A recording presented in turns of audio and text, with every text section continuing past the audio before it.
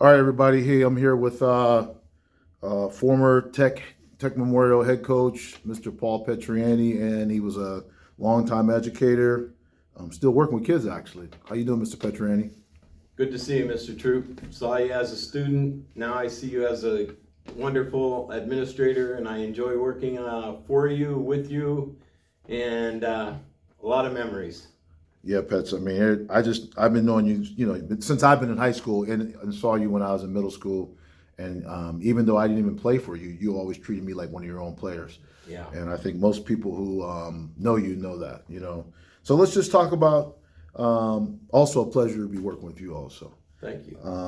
So how did you get into coaching? Can you tell us about that? Well, back in 1978, a good friend of mine, John Christensen, who has recently passed, got the head coaching job at McDowell. He was nice enough to ask me to join the staff. I was very, very fortunate to coach with Coach Christensen. Also, members of that staff that were great enthusiasts and very good proponents of mine.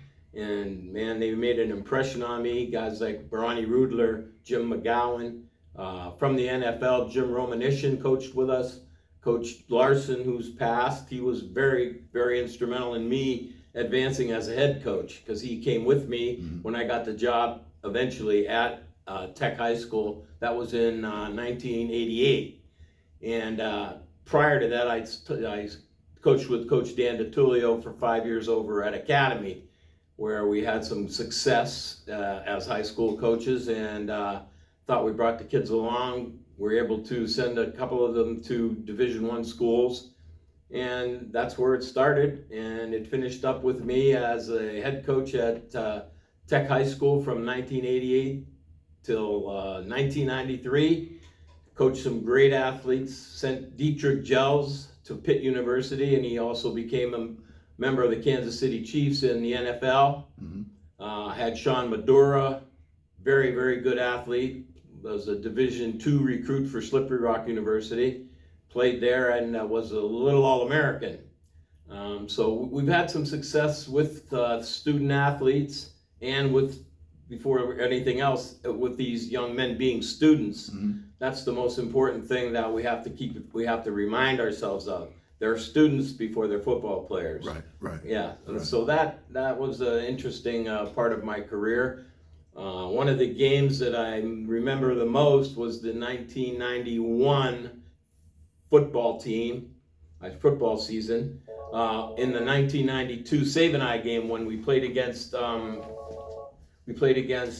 Brian Milne, who was a big running back at Fort LaBeouf and went on to Penn State University, played with the Cincinnati Bengals.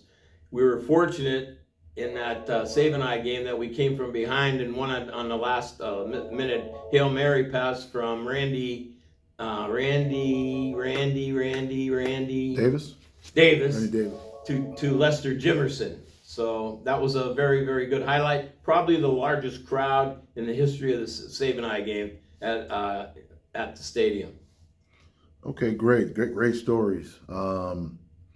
So one of the things I know that you're known for is like I said, all the guys that I know, whenever your picture is posted or whenever your name's brought up, it's always great. I mean, even guys who play for you, guys who didn't play for you. What do you think it was about you that made that connected with players, all different types of players? Well, Mo, growing up, I grew up in a nice small Italian family, but my circles in my neighborhood was, we had African Americans, we had the Polish unity, we had the Italians, and I just got it in myself. And my parents had a very, very large impression on me about being fair, firm, consistent. Those are the things I tried to do. And regardless of how students sometimes get out of line, I tried to always take their side, let them know I was there if they needed any help. Always keeping in mind the fact that these students are, they're children, they're kids. They're going to make mistakes. And even after they graduated, I followed a lot of these kids and in their careers as not only athletes, but in their jobs. Tried to help them get jobs, was very, very instrumental in getting a lot of people jobs with letters of recommendation. Right.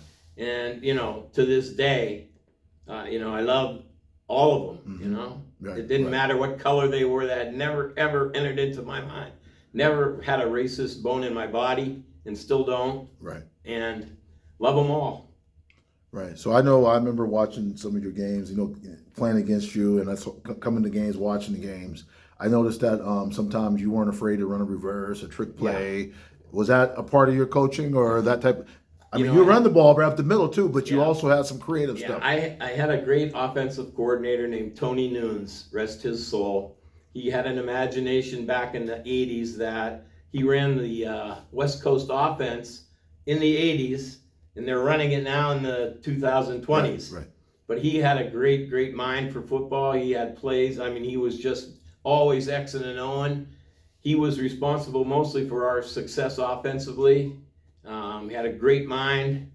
In fact, he told the kids when we were playing at the Sabanai game, we had Dietrich Gels and Rick Giles from East. Mm-hmm. So Coach Nunes told them all before the game, listen, the first play of the game, we're going to run for a touchdown because we're going to throw it out to Dietrich and we're going to run a reverse and we're going to give the ball to Rick Giles.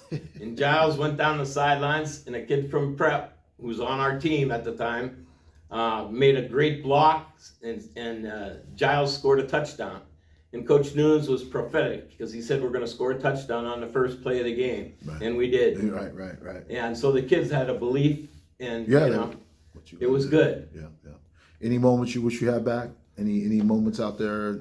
I'd like to be back on the sidelines just for the games. Right.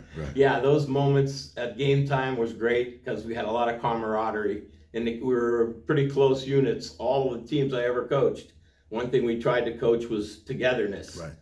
And that was a big part of it all. So hopefully it'll last, be a lasting impression that students and athletes play together. Right. That's the key. Mm-hmm.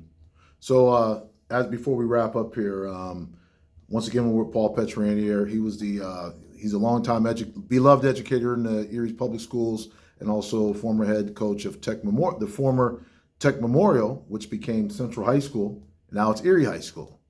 Any message for like someone who's thinking about getting into coaching, like a younger coach? Anything? Let me just add one thing here. We were the Tech Centaurs, and Centaurs, half horse, half man. Only high school in the country with the nickname of the Centaurs. Wow. So that was something we were proud of. To speak with young coaches about getting into the game, the best thing I can tell them is to listen. Listen to your head coaches, other coaches that have coached before you, have been there. Maybe you're on a staff with 5 or 6 guys. Keep your ears open because they're going to tell you some good things.